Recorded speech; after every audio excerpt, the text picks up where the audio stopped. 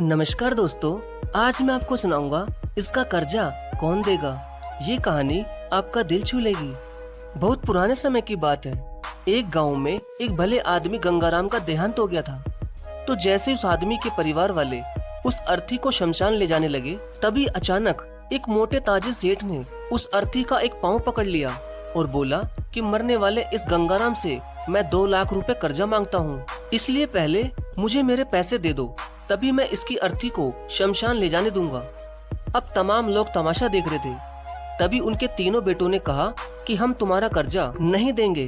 पिताजी का कर्जा पिताजी जाने, और वैसे भी अब वो तो इस दुनिया में ही नहीं है। अगर तुम्हें इनकी अर्थी ले जानी है तो ले जाओ। ये सुनकर पूरा गांव गंगाराम के तीनों बेटों पर थू थू कर रहा था। अब गंगाराम के तीनों बेटे उस कर्जे को देने से पीछे हट गए। तभी गंगाराम के भाइयों ने भी कह दिया कि जब बेटे कर्जा नहीं दे सकते तो हम क्यों किसी का कर्जा भरें। अब गंगाराम की अर्थी को वहाँ रुके हुए बहुत देर हो गई थी। तभी ये बात गंगाराम की इकलौती बेटी तक पहुँच गई, तो वो भागी भागी अपने पिताजी की अर्थी तक पहुँची। तभी उसने देखा कि उसके पिता की अर्थी का एक पाँव किसी बड़े सेठ ने पकड़ रखा था।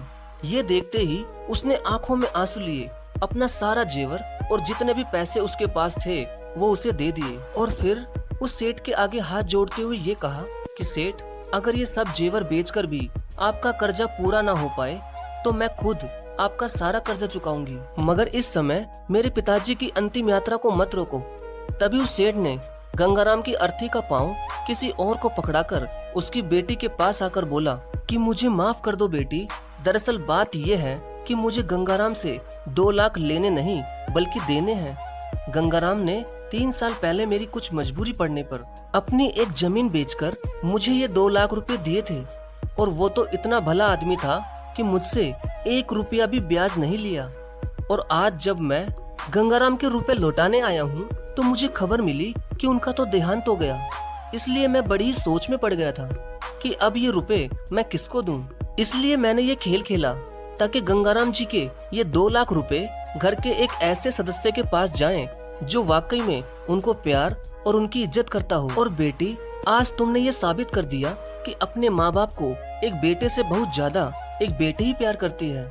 इसलिए ये 2 लाख रुपए मैं तुम्हें सौंपता हूँ। काश तुम जैसी बेटी हर घर में हो जो अपने पिता की इतनी इज्जत करती है। ये सब देखकर गंगाराम के बेटे और भाई का सिर शर्म से नीचे झुक गया।